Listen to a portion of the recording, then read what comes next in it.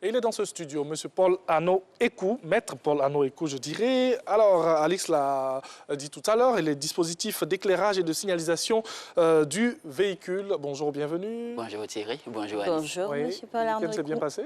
C'est très bien passé. Super. On démarre la semaine donc avec vous. Alors, on part directement. En quoi consiste le dispositif d'éclairage et de signalisation du véhicule?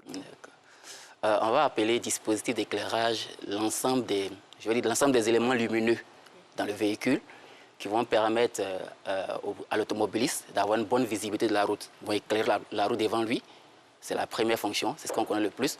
Mais on va aussi compter tout ce qui va permettre même à l'automobile d'être bien vu.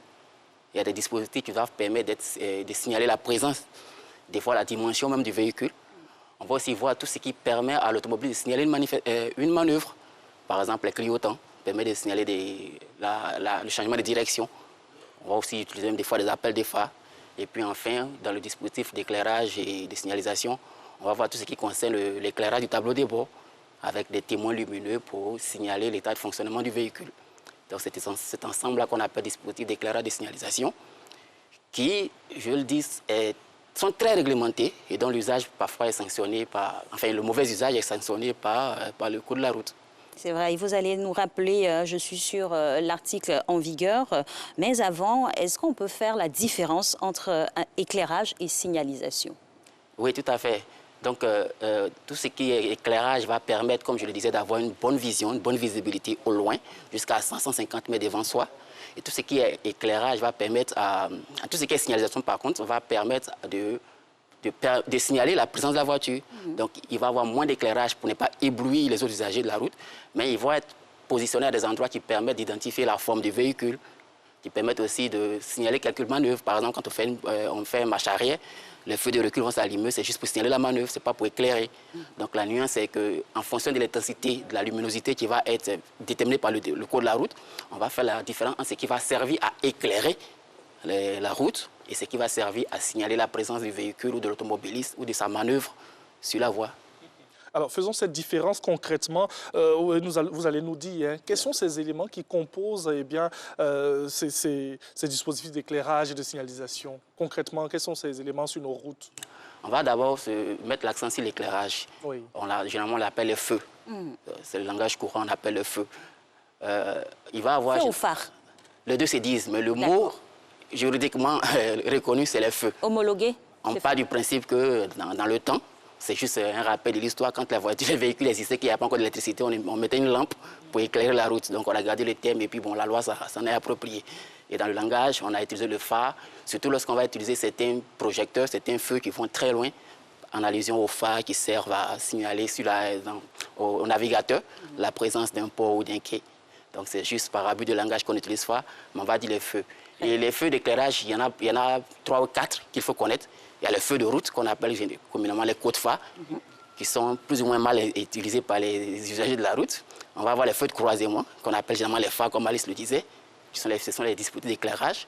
Les feux de la route, les feux de route, les feux de croisement et les feux de position, qu'on appelle généralement les veilleuses, mais qui souvent peuvent avoir des éclairages assez performants pour permettre de voir la route. Ça, c'est ce qui va concerner le dispositif d'éclairage. Et pour certains véhicules, surtout les poids lourds, on va avoir même des projecteurs qui vont venir compléter ces dispositifs-là. Et par contre, la signalisation, généralement, il va être à l'arrière du véhicule. Il va être à l'arrière du véhicule, il éclaire moins fort. Le code impose qu'il ne dépasse pas une luminosité qui puisse dépasser les 30 mètres, ou même qu'il ne doit pas émettre de lumière différentes. Généralement, on va utiliser la lumière rouge. Vous allez constater qu'à l'arrière, ces feux-là sont de couleur rouge et qui n'éclairent pas fort juste parce qu'on va signaler. Il va être placé soit aux angles pour montrer la dimension du véhicule qu'on va dépasser, qu'on va croiser. Il peut être placé en haut, donc là, c'est à l'arrière. Et on va avoir généralement les feux stop qu'on connaît. On va avoir les feux de freinage. Quand on freine le feu, c'est automatique, ça va s'allumer. On va avoir les feux de marche arrière et d'autres feux derrière. Et puis, bon, bien évidemment, les clignotants qui vont servir aussi à indiquer les manœuvres. Ça a l'air tellement fluide comme ça, fluette avec vous, mais Monsieur Ekou, vous savez très bien que ce n'est pas si naturel pour la plupart des gens. Alors, on va essayer de passer un véhicule en revue et puis nous définir le positionnement vraiment indiqué pour chaque éclairage d'un véhicule et leur utilité aussi. En fonction du type de véhicule, les positionnements vont varier. D'accord. On va prendre un véhicule particulier qu'on connaît très souvent.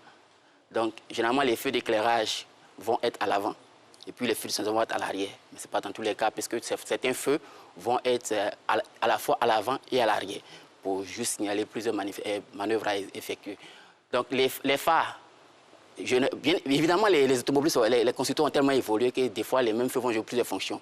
Les phares, tout le monde les connaît, c'est ce qu'on les voit. La nuit, c'est ce qu'on allume en premier. Généralement, il est réglé sur automatique pour beaucoup de véhicules. Donc, il est facile de les enclencher dès que vous mettez le moteur en marche, il s'allume. Donc, on a perdu l'habitude de les régler, mais on peut les régler. Les phares éclairent moins fort que les codes phares. La règle veut qu'on utilise les codes phares lorsqu'on ne fait pas de croisement. C'est pourquoi on dit feu de croisement. Donc, généralement, on va utiliser les phares. C'est ce qu'on voit très souvent à l'avant de la voiture. On va avoir 2 phares. Et il va avoir 2 phares. Et les 2 phares peuvent jouer le rôle de code phare. C'est-à-dire que l'intensité va augmenter selon qu'on va actionner un levier sur le volant qu'on est habitué à avoir. Il y a le levier qu'on utilise beaucoup sur le volant pour les codes phares. Donc, c'est ce qu'on va appeler les feux de route et les feux de croisement. Ils sont dans le même dispositif. Sauf qu'en fonction de la manette qu'on va actionner, ils vont soit éclairer plus fort, donc ils deviennent des codes phares, ils vont éclairer moins fort, ils deviennent des feux de croisement. Les codes phares qu'on utilise n'importe comment, hein, oui. Sur nos routes. En principe, c'est vrai que c'est un peu compliqué. La règle veut qu'on utilise des feux de route, puisque les codes phares sont des feux de route. Oui. Mais on dit qu'on utilise des feux de route lorsqu'on ne va pas croiser notre véhicule. Et comme dans la pratique de la conduite, il y a plus de situations où on croise les véhicules, oui. Donc on est plus contraint à utiliser les feux de croisement que les codes phares.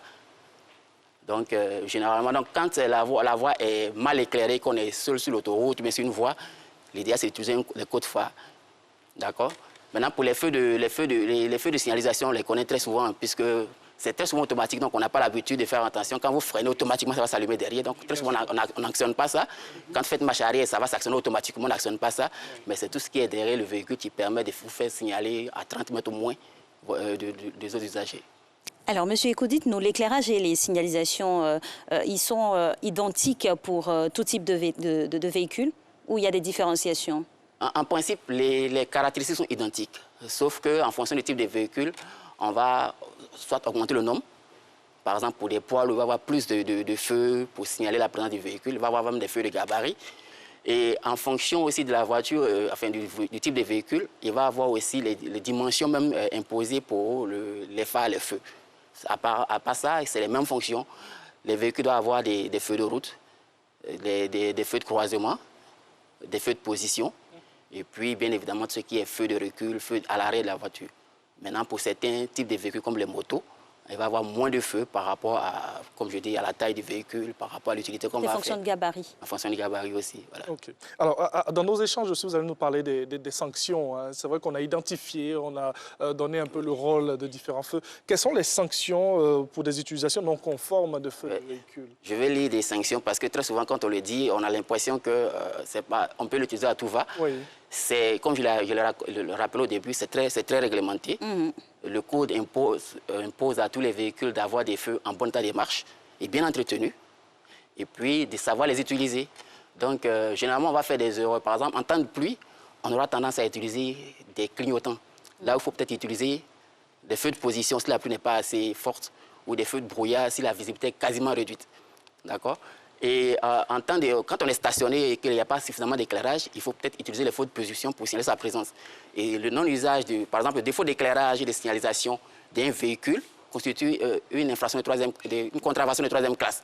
Donc, puni d'une amende de 10 000 à 360 000 francs et de 10 jours d'emprisonnement. Et puis, bien évidemment, il y a l'amende forfaitaire qui peut être mise. Le phare coûte moins cher que ça. C'est le défaut d'éclairage. Ah oui, le phare coûte beaucoup moins cher que ça, il faut l'entretenir. L'usage des feux de croisement. Enfin, le non-usage, je veux le dire. Oui. Vous êtes en train de circuler, vous avez des codes phares, vous croisez notre automobiliste, vous ne changez pas, vous ne basculez pas en feu de croisement, vous commettez une infraction, qui est une contravention de 3e classe également. Donc, c'est la même sanction, 10 000, 360 000 francs, et puis bon, 10 jours d'emprisonnement. Il peut même arriver à ce que la voiture soit immobilisée si on n'arrive pas à faire les réglages qu'il faut. Et puis, bien évidemment, lorsque vous n'avez pas les feux, c'est aussi une infraction. Vous allez peut-être échouer à la visite technique. Vous allez même engager votre responsabilité en cas d'accident ou d'incident. En tout cas, ces dispositions et ce dispositif est très réglementé. Il va falloir se mettre tout simplement à jour et vérifier l'effectivité et on va dire même l'essence même des feux sur les véhicules pour qu'ils puissent être à jour. Merci à vous, Monsieur Ekou, pour toutes ces informations-là. Nous,